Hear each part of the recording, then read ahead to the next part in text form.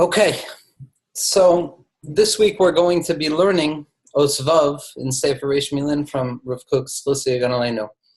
And following off of last week's shir on Oshei, where we discussed the Shechina, where we discussed Malchus and its full manifestation through the two-stage manifestation, if you will, of Malchus, the Osdalid, where we have Malchus in the world of Atzilus, as it exists in its supernal form, as well as Malchus and the Shechina as it descends into the worlds of Bri, Yitzir, and Asiyah, the worlds of separation, and the Ha'ara and the light and the sustenance that HaKadosh Baruch Hu sends into this world through the Shechinta B'Galusa. We finally have Malchus set up. And as we discussed, really from the Os Aleph and onwards, everything was a process of setting up Malchus. Everything was a process of setting up the base kibul, the receptacle, if you will, through which existence and being and everything that exists in existence can find itself in its proper place, with its proper limitations, with the proper measurements, in order so that not only can HaKadosh Baruch Hu then interact vis-a-vis these kalim, vis-a-vis this space, the makom, if you will, but also, and more importantly, so that human beings, B'nai Yisrael, of Kach Allah b'machshava, the apex, the crowning jewel of creation, can act through their own volition, through their own act of bechira, which necessitates the presence of concealment and disclosure, of good and bad, of evil and positivity, so that the human being can engage in creation, engage in Kedusha, and make the choice to be bocher to serve Hashem, and thereby force Kedusha, force light to descend into a space which otherwise would appear to be dark. Now, when we come to the Osvav, we're now beginning to understand the relationship that takes place after HaKadosh Baruch Hu creates the receptacle of creation. Meaning, through Aleph through Hey, the world is being created from the koyach hagvul bebilti gvul, from the capacity of limitation within the infinite itself, which we discussed in Os Aleph as taught in the teachings of Rabbeinu Azriel of Gerona, and the Nazir HaKadosh said was the crowning jewel of Rav Kook's system in Kabbalah, through to the Osei, where we have the Shechina, where we have this enlightenment and this force of Kedusha that enlivens the worlds of separation. We have finally arranged the receptacle, the Beis HaKibul, the Shechin, the Malchus that can receive the influx, the light, the shining forth of Hashgacha from HaKadosh Baruch Hu. The Os Vav demands that we understand a certain aspect of the teachings of the Arizal in order to properly understand what Rav Kook is saying. And like Osei, Os Vav is a pretty terse Os. It's very short. There are a lot of ramazim and hints contained within the words of Rav Kook for Osvav, connected to Eliyahu Hanavi, connected to the Vav that Pinchas received as the gift of Shalom due to his act of Zimri. We have references to Yosef Tzaddik, but nevertheless, Rav Kook doesn't spend much time opening and explicating these sources too much. So it's going to be our job to kind of create an introduction so that we can properly see what Rav Kook is trying to say with the Osvav.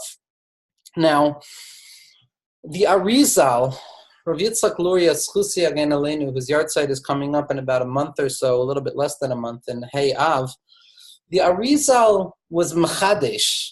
And I use the word chidush in a very specific type of sense. I don't mean, God forbid, that the Arizal created something from nothing, but rather that the Arizal was able to contemplate the teachings of the previous Mekubalim, in particular the teachings of the Zohar HaKadosh and Rav Moshe Cordovaro, the Ramak HaKadosh. And through his learning, and through the Gilui of Eliyahu that the Arizal was zocha to, and through the Bina Yesera that the Arizal was zocha to, he was able to be Machadesh and Megala Devarim Shakisa Atik Yomin, aspects that the infinite creator has concealed from the beginning in the ancient times of creation. And the Arizal was one of the first individuals, if not the first individual, to unpack and unfold and reveal certain teachings inherent within the teachings of Rabbi Shimon Bar Yochai, all the way back to Rabbi Akiva and Moshe Rabbeinu, as our tradition has us understand. Now, one of the chidushin, if you will, of the Arizal was the notion of the partzuf. Now, throughout Eitz Chaim, and I'm going to try and explain this in the least metaphysical way possible, in the least kind of magical way possible, so that we can try and understand it in a way that Rav Kook would have us understand it through his own process of interpretation of the Kabbalah of the Arizal. The Arizal was machadesh, the idea of partsufim, which for lack of a better translation, we will describe as configurations. That once HaKadosh Baruch Hu decided to create the world, he was mitzamtzem his infinitude to reveal himself in concealment, that koyach hagvul. And after the initial instantiation of the Shvirat HaKelim, like we understood in Os, Beis, and Gimel, and after the Binyan HaOlamos that we understood in Dalet and Hey, until the Olamos of Bria, Yetzirah, Nasiya, Hashem then decided Kaviyachol to interact with creation. And the way that HaKadosh Baruch Hu interacts with creation is through an interconnected system of various configurations through which HaKadosh Baruch Hu discloses himself. Now, when you learn the Sefer Ditzniusa and you learn the Arizal, especially his Perush on Sefer Ditzniusa, which were from his earlier years of writing, unlike the Eitz Chaim, which was compiled by Rav Chaim Vital, what you find is that the Arizal states over and over again Lishonos like ha'elem l'shem hagiloi, v'hakisui hu shoresh hagiloi, that concealment is only for the sake of disclosure, and that if we want to have anything revealed to us, it has to be based on a paradoxical act of concealment for the sake of disclosure. Because if God is infinite, and even after HaKadosh Baruch Hu's tzimtzum, we're still operating with Or Ein Sof, which is a secondary level of infinitude, which we can actually begin to describe as opposed to the primary level of infinitude, Ein Sof Mamish Kavyachol, which we have no access to because it's prior to the tzimtzum. So we need to understand how the infinite creator can remain infinite while manifesting infinitude. And one of the ways that HaKadosh Baruch Hu does this is through concealing himself so that he can reveal himself to limited creation. Because if HaKadosh Baruch Hu would not conceal himself, then there would be no room for other than God to receive that influx of divinity. So one of the ways, the tikkunim, and the Arizal states explicitly that anytime we use the word tikkun, it means concealment for the sake of disclosure. The beard is described as tikkunim, the hair on the head is described as tikkunim, the yud gimel tikkune dikna, the 13 tikkunim of the beard, which represent channels, kavyachol, through which HaKadosh Baruch Hu minimizes his light so that it can be received in a particular way. Very similar, according to the Gra, as well as Rav Kook and Olos Ra'aya, to the Yud Gimel Mido Sha'atorah Nedreshes Bahen, which are the funnels or the channels, if you will, through which the influx, that infinite light of Torah Shebechsav, is slowly but surely siphoned into the limited light of human understanding in Torah Shebal Peh, something that stands as the bedrock, if you will, of parts of Rav Tzadok HaKohen Milublin's teachings. Nevertheless, the way that HaKadosh Baruch Hu decided to create the world and channel in his infinite light so that it remains infinite yet is accessible to finitude was through a series of interconnected partsufim or configurations.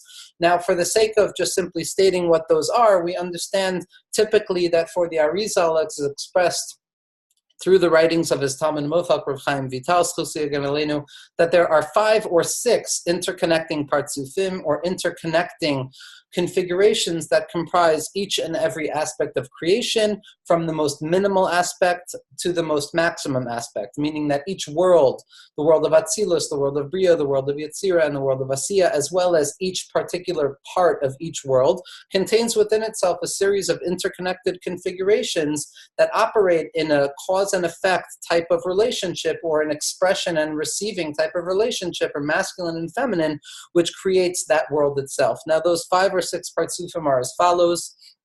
Multiple ones of these are taken from the Sefer Daniel, Aramaic terms which the Arizal drew them from. The first parts of which we can discuss is Arich Anpin, or the long face, Kavyachol, which represents Keser, which represents the loftiest area of HaKadosh Baruch Hu's relationship with this world. Now, Keser can typically be broken up into 2, and the parts of Atik Yomin, the partsif of Arich Anpin is also going to be connected to the partsif of Atik Yomin, the partsif of ancient days. Now, those 2 partsufim, the partsif of Atik Yomin and the partsif of Arich Anpin, represent the keser of each world. Then we have the partsufim of Abba and Ima, which are very often and nearly always taken together, described in the Zohar as Trei Reyin Delomis Parshin La'almin, 2 loved ones who do not separate from one another for the entirety of their existence. Now, Abba represents Chachma, and Ima represents Bina. Shma b'ni Musar Avicha ve'al titosh Torat Imecha. Abba is going to represent the right side of Chachma, which is the flash of inspiration, an idea in its germ-like form. And Ima is going to represent the feminine quality of understanding, which discerns one thing from another, or as the Lashon of Rashi and Chazal is Shemevin Davar Mitoch Davar, the capacity to draw from the left brain, Kavyachal, which is slightly more severe than the right brain of Chachma, in order to understand the details. Then we are going to have the two main configurations, the two main partsufim with which Jewish people and the world itself interacts with through our avoda. And those partsufim are going to be the partsufim of Zer Anpin, and Nukva de Zer Anpin, the feminine aspect of Zer Anpin, and what we know as Malchus and the Shekhinah. So we have, again, these six partsufim. We have Atik Yomin, Arich Anpin, Abba Ve'ima, Zer Anpin, and Malchus. Now these configurations, these partsufim, now leaving aside their proper names for a moment, this represents this system that the Arizal introduces, where we are no longer dealing with individualized parts that have no relationship with one another, but rather we are dealing with a deeply complex system with a series of interactions and reversals, and one thing expressing itself to another, and the other receiving the influx of the higher parts of this system, this complex system that the Arizal described is, according to many commentators on the Arizal, the main chidush in Kabbalas Arizal. Because before the Arizal, the main explication that we had of Kabbalah, if you will, was the Ramak, Rav Moshe Cordovaro, Slusia Ganalenu, who, without Bali Guzma, without exaggeration, without the Ramak, there could be no Arizal, there could be no continuity to Jewish Pnimius, to the secrets of the Torah. But the Ramak, in his Pardes Rimonim, in his compilation of the prior teachings of Kabbalah from the times of the Geonim and the Yordei Merkava, all the way down to the time of Ramak in the late 1500s, what the Ramak does was he compiles opinions and he sorts through those opinions in order to arrive at what seems to him to be the most specific and correct way of interpreting that particular secret. The Ramak does not necessarily develop an individualized system of interconnected parts where every part of the system relates to one thing and its other, but the Ramak compiles an encyclopedic system where one idea is not necessarily inherently related to the other idea. It's more of a bekiyut, if you will. It's more of a collection of ideas that, yes, they interact with one another, but there is no inherent connection between one or the other. And when you learn through Pardes Rimonim of the Ramak, you can learn one parak as a standalone parak, and you don't lose anything necessarily if you don't learn the next prakim. That is not true with the Arizal. Somebody who tries to learn Otzos Chaim of the Arizal or Eitz Chaim of the Arizal, it is nearly impossible to understand what the Ari is coming to say through his student Rav Chaim Vital if you disregard something else in another parak. In fact, Rav Chaim Vital writes in his introduction that the Arizal taught these ideas in the 3 years that he was teaching, the very limited amount of time that the Arizal was teaching. He taught these ideas in a deliberate way that it was scattered so that one person could not understand it without understanding the entire complex system. For the Ramak, according to the Arizal and according to Rav Chaim Vital, the Ramak was operating within a system of tohu, of chaos, where you have a scattering of different and disparate points that, yes, they hold a relationship with one another, but no, they do not inform or conform to any particular complex system that operates according to self-regulating laws. The Arizal, contradistinction to the Ramak, operated in a world of tikkun, a world of rectification, a world where there was order and where each and every part created a sum total that was greater than the sum of its parts. Now, this concept of a sum total that is greater than the sum of its parts is what the Arizal was coming to teach with his conception of partsufim.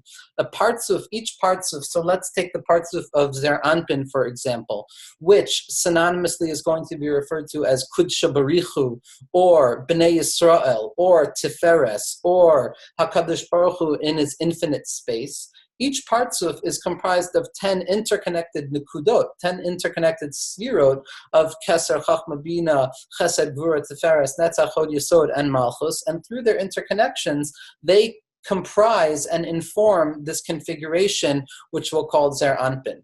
Now, it is more than the 10 spheros, but without the 10 spheros, there could be no such thing as a partsuf. The reason we're coming on to this introduction of the Arizal and his conception of configurations, which allows us to really understand Pnimius HaTorah less as some metaphysical system of legend or magic or the type of things we typically associate with mysticism, and much more as a very specific system where each detail and each prat informs the rest of the system, so that if you have a misunderstanding in one place, it is going to affect your understanding elsewhere, which leads us to our Sfardi Mekubalim and the Lashem Shabo V'Chaloma, who learned the Arizal quite similarly to the way Rav Chaim Brisker would learn a Daf Gemara or a Shita in the Rambam, in being mefalpel from one place to another and trying to understand contextually what the Arizal was saying, because they deeply believed that the entire system was informed from one place to another. This is all symptomatic of what the Arizal came to do, which was create this notion of a partzuf, or a klal, or a configuration which is greater than the sum total of its parts. Yet each and every part remains significant. So for Rav Kook, the Os Vav represents the interaction between these partsufim, these elevated configurations through which HaKadosh Baruch Hu has decided to run the world, through hashgacha, through hanhaga, as the Ramchal has us understand, through the differing and interconnecting parts of governance and shining the light of Ein Sof into the world. The Os Vav represents this expression of the Partsufim once Malchus is already built. Once Malchus has already been set up in the osios of Dalid and Hey, and we have that receptacle, we have that base kibul, we have that space of limitation, or that makom, which now can receive the light of HaKadosh Baruch Hu. So Os Vav comes to show us about all the differing configurations that come and express and manifest themselves within the world of Malchus. So that once we follow through with the Os Vav, we now have the relationship between the Elyonim and the Tachtonim, between the Partsufim that HaKadosh Baruch Hu is mislabeshin, that he engarbs his infinite light within these Partsufim. These Partsufim are not, God forbid, the essence of God, nor are they something other than God, as the Ramak has us understand very clearly in Ilema Rabasi, which, according to the Leshem Shabo V'Chaloma, is the transition from Kabbalah Saramak to Kabbalah Sa'arizal. And anecdotally speaking, there were a number of forgeries of letters that were discovered in a Russian trove of manuscripts, which have been proven, according even to the Rebbe Rayatz and according to the Maharam, were proven to be forgeries. But nevertheless, Rav Yitzchak Morgenstern points out that since the Rebbe Rashab and different Mekubalim understood certain ideas to be true within this trove of letters, some of the ideas remain true. So we have a letter from, I believe, the Baal Shem Tov, who states, and it's a forgery, but it's still a significant idea according to the Rebbe Rashab, and he writes about it in his Shalos and Shuvos as well, that in the cemetery, in the Beis HaChaim in Svat, what you have is you have the Arizal buried, and then you have the Ramak buried underneath the Arizal. But what you have is that the Arizal's legs, Kavyachol, are situated next to the head of Rav Moshe Cordavaros, Chusi Yagen Aleinu. And this is written explicitly in the new printing of Ilema Rabasi and the Hakdama. But the notion, according to the Rebbe Rashab, is that the Arizal system of Kabbalah is standing upon the shoulders of the Ramak system of Kabbalah. And therefore, the Poel Mamish, you have the Arizal's legs, which are standing Kavyachol on top of the kever of the Ramak, where his head is standing, because the Arizal system is built upon the teachings of the Ramak. And the Ramak tells us explicitly that the Partsufim are not necessarily either or. They're not godliness and they're not godliness. It's a question of atzmus and kalim. It's a question of vessels that can contain the essential light of HaKadosh Baruch Hu. And the Partsufim are not separate from HaKadosh Baruch Hu. They do not separate us from HaKadosh Baruch Hu. But at the same point, we don't, God forbid, daven to any Partsuf. We don't daven to any Partsuf in particular. We daven to Ein Sof. We daven to HaKadosh Baruch Hu, that each and every child is capable of understanding. And although the understanding of the Partsufim demands a little bit more of an introduction and a longer shir unto itself, I wanted to give this slight introduction into the notion of the Partsufim and the Chiddush of the Arizal in order to understand what Rav Kook is saying about the Os Vav. Because when we say L'Shem Yichud Kudisha Barichu V'Shchinte, When we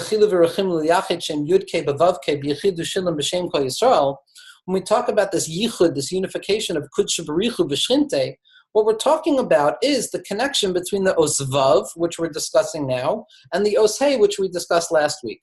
The oshei and the osdalad represent malchus, the makom, and the osvav represents the partsufim, the ways, the configurations through which HaKadosh Baruch Hu descends into this world, kaviyachol, limiting himself in a non-limited fashion, paradoxically speaking, so that we can have a proper interrelationship. So the osvav is representative of Kudsha B'richu. It's representative of the mitzido kaviyachol, as the Maharal will have us understand, of the perspective of godliness. If we are the malchus, if we represent the receptacle for divine light, then the divine light kaviyachol is going to be represented by the osvav. And we see this as the osvav in the Shem Havaya, as the third letter in the name of Hashem, which represents this concept of Kudsha B'richu. And with that introduction of understanding how the osvav now sets us up for there to be an interrelationship between the elyonim, between HaKadosh Baruch Hu b'chvodu ba'atzmo, and between the tachtonim, between the world and all of its physical matter and all of its limitation and all of its concealment and all of its apparent distance from godliness, this relationship between the vav and the hey, liached shem yud ke bevav ke, and the vav and the hey connecting liached shem kudsha b'richu b'shchinte, we can now understand what Rav Kook is coming to tell us in the osvav with regards to this relationship, with regards to the relationship between the elyonim and the tachtonim. Rav Kook says as follows: Hatochen hamedidi, the contained content, the measured content, b'chol mehuso mispashetu lemata lematarasa shel his achdus hatochnim.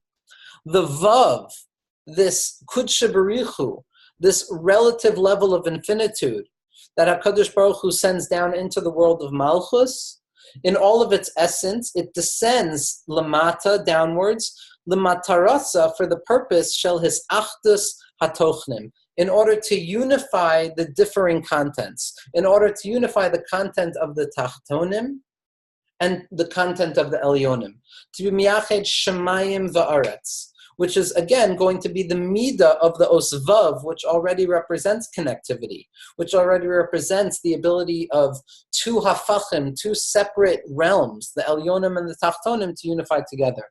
Hatziurim hamugvalim, the limited images of malchus and everything in this world, v'chol hista'ufosehem, and everything that descend out of those images, up to and including the klipa mamish that we experience in this worldliness, the darkness and the concealment that shields and veils the light of godliness. B'chibur hazeh shahavav, b'har oso hashimit v'hagalmit mora alav.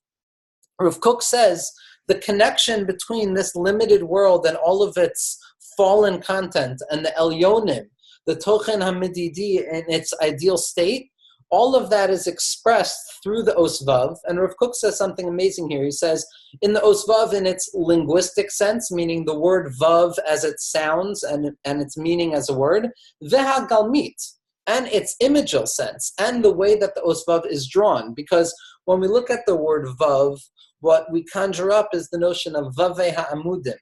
The vavei ha'amudim, the hooks, those pegs that connected the Mishkan, that connected different parts of the Mishkan. And the Meforshim described the vavei ha'amudim as these pegs or these connective hooks, which connect one thing to another thing. So the linguistic expression of the osvav in its fullness, which is vavei ha'amudim, or vav, represents the connectivity of one level to another, even in architectural sense. And furthermore, says Rav Kook, Hagalmit Mora Alav, the image of the Vav also represents this, because when you look at the Vav, it just represents, it's the first letter that represents a straight line that descends from the top to the bottom. So now we have the concept of the Vav, which is the connection between the Elyonim and the Partsufim HaElyonim, the elevated worlds that HaKadosh Baruch Hu allows us to interact with, and the lower world where we exist. And that is expressed in both the name of the Vav, which represents connectivity, as well as the image of the Vav, which represents a straight line that connects the top and the bottom. Rav Kook continues, Holech meshech hachayim umitgala. The expression of life, of or of Kedusha, of Ruchnias, that comes from the Elyonim, is drawn forth and it is revealed. HaChalakim HaMefuzarim Shebetzurot Golmot Mutzkim Mitargnim V'Shifas HaChayim HaKlalim V'Amitzim Holchim U'Mizdalfim Bahem. So here Rav Kook is describing in his poetic sense, which, especially in the Sefer of Reish Millin, needs to be understood both as prose and poetry, because not only is it hinting to things beyond itself that it can contain in its linguistic message, like poetry, yet at the same point, each word is so exact that it needs to be understood in a prosaic sense, that without understanding the specific content of each word, you lose the context of the poetry. That this vav comes down and it draws forth life from the Elyonim, and hachalakim hamefuzarim, the separate parts of Olam HaMalchus, of the Dalet and the Hey, of the world of separation, shebetzurot golmim mutzkim, represented in already crystallized and manifested forms that exist in the lower worlds of Bria, Yetzirah, and Asiyah, mit arganim, they gather together. V'shifat hachayim haklalim ha'amitzim holechet u'mizdalefet bahem. And the expression and the influx of collective life, chayim haklalim, the or ein sof kavyachol, ha'amitzim, and courageous lights that are removed and elevated from the limitation of this world, holchot u'mizdalefet bahem, they continue and they drip into them. The Osvav drips the or ein sof into the limited vessels of this worldliness. Hahora hamilulit hadikdukit shel havav. Now Rav Kook goes on and says, not only does the linguistic name of the vav, which represents connectivity in the architectural sense, like the vavei ha'amudim of the Mishkan, and not only does the tsura hagalmit, the image of the osvav in its shape, represent the connectivity between the elyonim and the tachtonim, but so too the dikduk, the specific way that the osvav is used, the way that language utilizes the osvav through its diktuk form, through its vowelization, nose'es aleha gam kenes hatochen shel hachibor v'ha'ichud. Not only does the image of the vav, not only does the name of the vav, but the diktuk form of the vav, the vowelization of the vav, represents as well for us this concept of chibur and ichud, of connection and unification.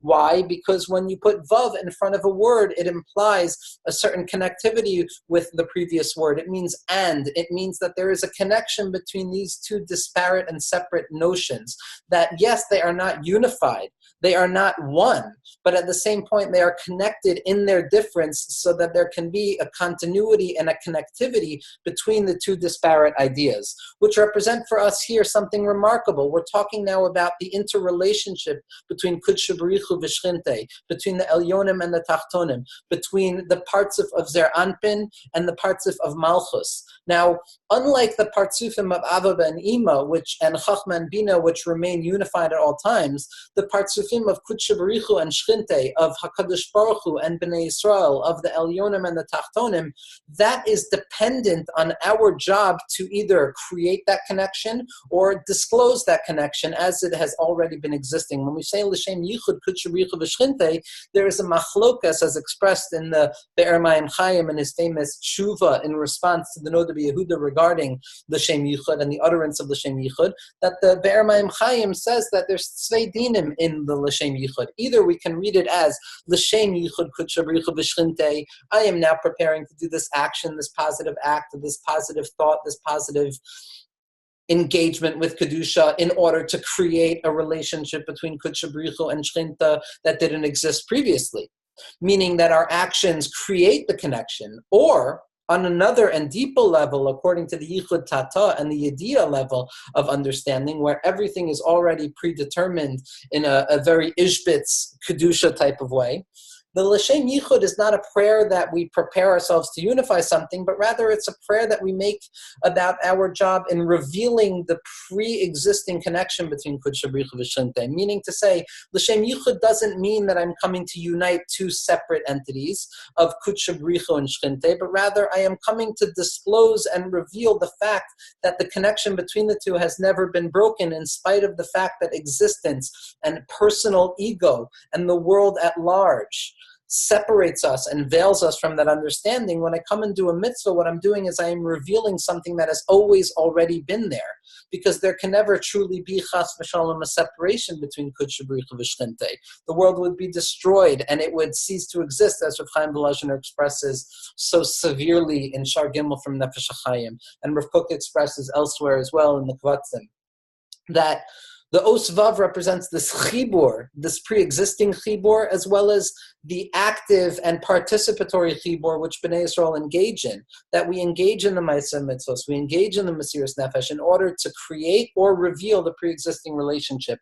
But nevertheless, Rav Kook is telling us that the Os Vav, in all three facets of itself, in its name, based on the Vavei Ha'amudim, in its image, which is the line that connects from the top to the bottom, as well as its diktuk form, as well as its vowelization and its grammatical sense, all represent the same idea, which is chibur and ichud, which represents that in spite of the fact that there are two separate entities, there is still an inherent connection between the two of them.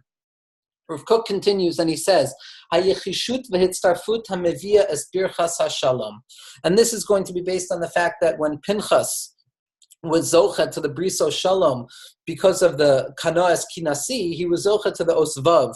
Chazal tell us that Pinchas received the osvav because the osvav represents the os of shalom, and this shalom comes, this shalom of the vav, the peace of the vav comes when b'chol davar shalem, whenever there is something that is whole. And shleimus, according to the Maharal, and according to the Arizal, and according to Rabbi Nachman, and according to Rav Kook, is not monolithic peace, which is unfighting and with devoid of machlokas and difference, but rather it is the unity between two disparate parts. Shalom and peace is only a chiddush when the two parties engaged in that relationship remain separate yet connected. They recognize the difference of elu ve'elu, that there is this and that, yet at the same point, it's elu ve'elu divrei Elokim Chaim, that in spite of the fact that they remain separate, in spite of the fact that these two entities remain distinct from each other, nevertheless, they have the capacity of making peace. Like Rabbi Nachman tells us very beautifully, just for a moment we'll look inside on Rabbi Nachman because this is deeply connected to the Os Vav as well, that Rabbi Nachman in Torah Pei, in Likutei Moharan, Chelak Aleph, Hashem Oz le'amo yitein, Hashem yivarech es amo bashalom, when Rabbi Nachman is discussing peace, and Rabbi Nachman discusses machlokas in a very similar manner in Torah Samach Daled Bayal Paro, where he says, Hina yadua shagadol hashalom, we know how great shalom is.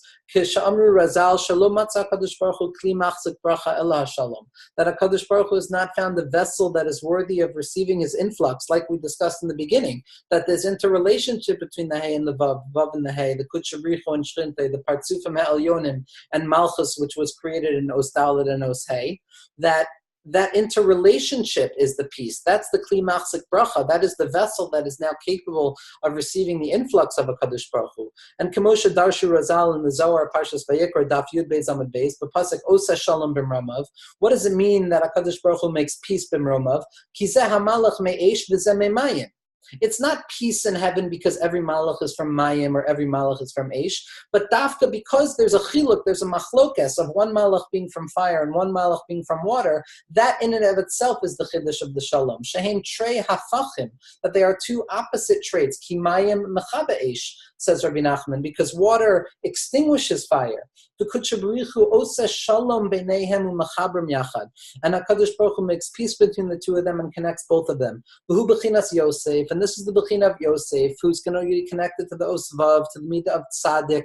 Yosef HaTzaddik is the midah of Kol. Yosef HaTzaddik is the midah that contains all other midos, the Yesod HaMakasher, Es HaElyonim v'Tachtonim, Es HaShemayim v'Es HaAretz. The Arizal tells us the Rosh Tevos Aleph Hey Vav Hey is the name of Das, and the Baal Shem Tov states explicitly that the entire tachlis of Galus Mitzrayim and the entire tachlis of the Gilui of Chasidus was to be Megala, the shame of Das, this Aleph Hey, Vav Hey, which is Gematria Yud Zayin, which represents the Tov HaGanuz within the Or Tzaddik, within the Or Zarua LeTzaddik Uliyashalev Simcha. That the entire tachlis of Das is to be Makasher the Elyonim and the Tachtonim, to be Makasher Chachma and Bina, to be Makasher HaBilti Gvul, the unlimited with the limited. That all of this is Makusher to Yosef HaTzaddik, who was capable of connecting Bnei Yisrael to Avinu Shebashamayim, Afilu B'tachlis HaGalos, as we know.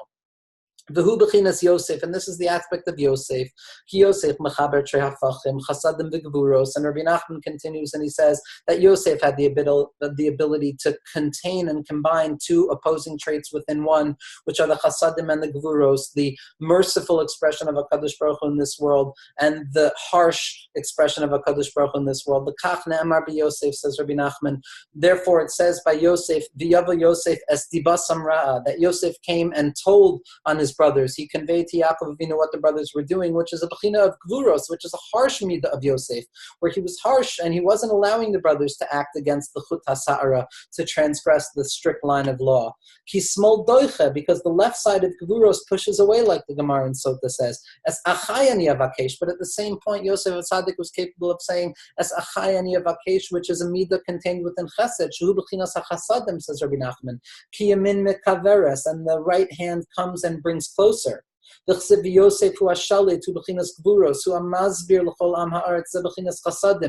one hand, Yosef was the shalit who was ruling with a strict fist and creating very strict economic laws in a time of famine, but at the same point he was the masbir, he was the one who brought out all of the hashba'a and all of the chiyus for Bnei Yisrael. V'nemar etzlo, and it says by him, v'yikru lefanav avrech, that Yosef was described as an avrech, and Rabbi Nachman says something remarkable, Perish Rashi, and what Rashi says is av b'chachma, he was a father in wisdom, v'rach b'shanim, and at the same point young in years, shehu mochin the godless, which represents moichin of ziknus and chachma, and zaken zesha kana chachma, which represents chasadim, and katnus, which represents the younger years. And Rabbi Nachman goes on to describe that Yosef is the osvav kavyachol. And you can't spell Vav without two Vavs, which is why Yosef has to have Binyamin, which is the concept of Tzaddik Elyon and Tzaddik Tachton, which is far off track from the Shir as it is. Nevertheless, what we see explicitly is that the notion of the tzaddik, the notion of osvav, the notion of kutshabrichu v'shchinte is now the connection between the elyonim and the tachtonim. Es hashemayim ve'es haaretz. Aleph Hey, Vav Hey, the connection between the Elyonim and the Tachtonim, which is only a chiddush. The Shalom is only a chiddush. The peace of the Osvav is only a chiddush when it's from a Davar Shalem, when it's something whole, which allows itself to contain within itself everything, the right and the left, the good and the bad, the up and the down. Rav Kook continues, Sheshlemuso ba'a mikibutz kol chalkav v'hasamasam yachad. And the shlemus of the osvav, and the shlemus of the relationship between the elyonim and the tachtonim, between kutshabrichu v'shchinte, between the vav and the hey, is not because the vav overtakes the hey, but rather the hey and the vav combine together to create a shlemus that is greater than the sum total of its parts. The parts of HaKoleles, the ability for HaKadosh Baruch Hu, in his infinitude, to reveal himself into a world of limitation without losing his infinitude, and without limitation losing its capacity to have bechira, which is rooted in limitation. Rav Kook continues, and he ends this piece. Again, it was a very short piece, and he says as follows. He says, Hamit ale al segulas hazman u'ma'areves es ha'atid im ha'avar. Now, this is a secondary point that Rav Kook is making, and it's not disconnected from Yosef Tzaddik, and it's not disconnected from the ability of Kutshabrichu to be miyached with Shtinte, for the Elyonim to be miyached with the Tachtonim, for there to be a Vav HaChibur between Ein Sof and the Tachtonim. Like Rav Shemayah writes explicitly in sources, with about 10 sources in his Haskama that he wrote for his Talmud Mufak, Rav Shmuel Ehrenfeld, his Sefer Yeruchim Shemesh on the Rashash. Rav Shemayah has a 2-page Haskama there where he discusses the connection between the Rashash, Rav Shalom Sharabi, and the name Shalom, which represents this connectivity between the Elyonim and the Tachtonim. And he quotes explicitly from the Mitler Rebbe in Taras Chaim when he discusses Yosef and the interpretation of dreams, and the Kilas Yaakov, the Baal HaMalei Roim, in Erech Kol, in his encyclopedia in Kabbalah, where he says that the Os Vav has the ability to draw down light from the loftiest realms of creation, from the loftiest areas of Ein Sofiyut, down to the lowest areas, which is symbolized in the life of Yosef Tzaddik, who found himself the Ervas Haaretz, the Shmiras HaYesod, the foundation of Chiyus, the foundation of light and holiness, was capable of descending into the pits of darkness. And that represents the Shalom Ha'amiti, that represents the Das Shel Shalom. Rav Kook continues and he says that this Os Vav is mit'aleh al segulas hazman. It is transcendent to the nature of time. It is removed from time. It is elevated from time. It transcends the confines of past, present, and future reality with which we live in our temporal framework. And connects the future with the past. Now, what Rav Kook is pointing out here is based on a multiple series of sources, mainly Os Gimel Amud Aleph, Daf Gimel Amud Aleph in Maseches Megillah, where Chazal tell us that Ein Vayehi Ela Lashon Sar, that whenever the pasuk says Vayehi, it implies a certain pain or suffering. And the Medrash Rabbah, Bereshis, and the Psikta Zuta also describe at length. There's actually an entire sefer written on it, how Vehaya is a lashon of simcha. And the way the Vilna Gaon and other tzaddikim, Lashla Kadosh, and Rav Kook's son, Rav Tzvi Yehuda HaKohen Kook, would tell his Talmidim is as follows, that the Vav represents the transition from past to future or future to past. So when you have a word like Vayehi, the word Yehi means, and it will be. It will be in the future. It represents the excitement and the freedom of something happening in the future, undetermined by the confines of time. But when you place a vav in front of the word yehi, what you're doing is you're being mahapech, the atir, the future sense, which opens itself up to possibility, the to come, and you flip it back into a past event. Vayehi, that which will be, is now that which was, and therefore there's a certain lashon of tsar, a certain pain that comes from the open future, which descends and devolves back into a static past. And so too with the haya, which is a lashon simcha. Haya means that it was in the past, but when you put a vav in front of haya, you're implying that and it will be as it was in the past. That the past now is mahapich into a future sense, that which seemed to be static and rooted in the world of Malchus, and rooted in the world of limitation, and rooted in the Mitzrayim, and rooted in the Bli Das, is actually rooted in the future, is rooted in the Geula, is rooted in the Os Vav HaChibor, in the Os of Chaim, in the ability of HaKadosh Baruch Hu to be mahapech the avar into the atid. And to end, I want to really flesh out this idea and open this idea up based on another teaching in the Chamushiyah of Rav Kook, which is where we have the Reish Millin, as well as Oros HaTorah and Oros HaTshuva, with a teaching from Rav Kook in Oros HaTshuva, where he really expresses this notion of the Osvav as being this ability for us to connect the past with the future, the Elyonim with the Tachtonim, Kud Shabarichu with the Shechina, the Zer Anpin with Malchus, Elyonim with the Tachtonim, the ideal sense of our lives and all of our visions and dreams for ourselves with the limited facets of our lives, with our limited ego sense, with the constriction that we find ourselves in on a daily basis. Rav Kook says as follows in Parak Vav Osei, Ha'havaya, existence, Ha'ma'aseh ha'bechiri shel ha'adam v'ritzono ha'kvua, the volitional act of the individual, as well as his will, as well as his desire, Heinam shalshelas achas gedola. It is not a dualistic, materialistic vision where Rav Kook sees a difference between desire and action, but rather Rav Kook, in a very profound and Kabbalistic way, according to his system of reading, Heinam shalshelas achas gedola. Action is not separate and apart from the will of the individual, but rather it is the final manifestation of the will of the individual, but it is still connected with a shalshelas achas gedola. Shemei olam eino netakim echad mechavero. That perpetually and infinitely they will not be separated one from the other. Rav Kook says as follows, Chayfetz ha'adam kashur b'ma'asav. The desire and the will of a person is connected and contained within their actions, even after the action is done. Gam ha'ma'asim shal ha'avar. Even the actions of the past. Einam netakim me'mahus ha'chayim v'ha'chayfetz b'makoro. They are not disconnected from the essence of life and desire in their source. Kivan she'ein davar mitnatek lagamre. Because there is nothing in this world that remains separated lagamre.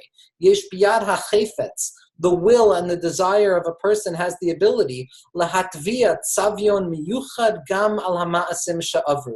The will and the desire of a person has the strength and the capacity to imprint and impart a certain desire and sense on actions that even took place in the past, because it's still connected to our desire. V'zehu sod hatshuva, and this is the secret of tshuva, says Rav Kook, shebara osa hakadosh baruch hu kodem shebara es ha'olam, that he created Kav Yachol before the creation of the world. Kilomar, meaning to say,